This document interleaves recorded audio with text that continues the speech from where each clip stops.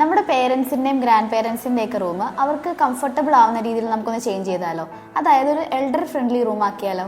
വളരെ സിമ്പിൾ ആയിട്ടുള്ള കാര്യങ്ങളാട്ടോ നമ്മളിവിടെ പറയുന്നത്. ഇപ്പം എക്സാമ്പിൾ പറയുവാണെങ്കിൽ അവരുടെ റൂമിൽ ടേബിളൊക്കെ ഉണ്ടാവുമല്ലോ, അപ്പോൾ അതിൻ്റെ എഡ്ജസ് ഒക്കെ കൊണ്ടു കഴിഞ്ഞാൽ ഇഞ്ചുറീസ് ഒക്കെ വരാൻ ചാൻസ് ഉണ്ട്. അപ്പോൾ അതിൽ കൊള്ളുമ്പോഴത്തേക്കും ഒന്ന് സേഫ് ആയിട്ടിരിക്കാൻ വേണ്ടിയിട്ട് ആമസോണിലൊക്കെ നമുക്ക് ഈസി ആയിട്ട് വാങ്ങാൻ പറ്റും ഈ ടേബിളിൻ്റെ സൈഡിലിടുന്ന ബുഷുകൾ. അതിടുന്നത് വളരെ നല്ലതായിരിക്കും. പിന്നെ പ്രായമായി കഴിയുമ്പോഴത്തേക്കും വീഴാനുള്ള ചാൻസ് കൂടുതലായിരിക്കും അല്ലേ? അപ്പോൾ അതുകൊണ്ട് നോൺ സ്ലിപ്പ് മാറ്റുകൾ റൂമിലും അതുപോലെ ടോയ്ലറ്റിൻ്റെ മുന്നിലും ഒക്കെ ഇടുന്നത് ഭയങ്കര നല്ലതായിരിക്കും കേട്ടോ. പിന്നെ ഒന്ന് എവിടെയെങ്കിലും നടക്കുമ്പോഴോ അല്ലെങ്കിൽ ഇരുന്നിട്ടൊന്ന് എണീക്കാൻ നേരമൊക്കെ ഒരു സപ്പോർട്ടിന് ഹാൻഡ് റെയിലുകൾ വെച്ച് കൊടുക്കുന്നതും ഹെൽപ്ഫുള്ളായിരിക്കും.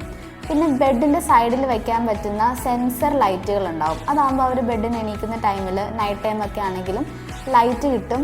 ഒരു പാനിക് സിറ്റുവേഷൻ അവിടെ നമുക്ക് ഒഴിവാക്കാനായിട്ട് പറ്റും. പിന്നെ സ്വിച്ചൊക്കെ കണ്ടുപിടിക്കാനുള്ള കൺഫ്യൂഷൻ ഒഴിവാക്കാനായിട്ട് സ്വിച്ച് ഹൈലൈറ്റേഴ്സ് വയ്ക്കുന്നത് നല്ലതാണ്. പിന്നെ ഈ ഓർമ്മയില്ലാത്തുള്ള പ്രായമുള്ളവരൊക്കെ ആണെങ്കിൽ പെട്ടെന്ന് കട്ടിൽ എണീറ്റ് നടന്നു പോകാനൊക്കെ ചാൻസ് ഉണ്ട്.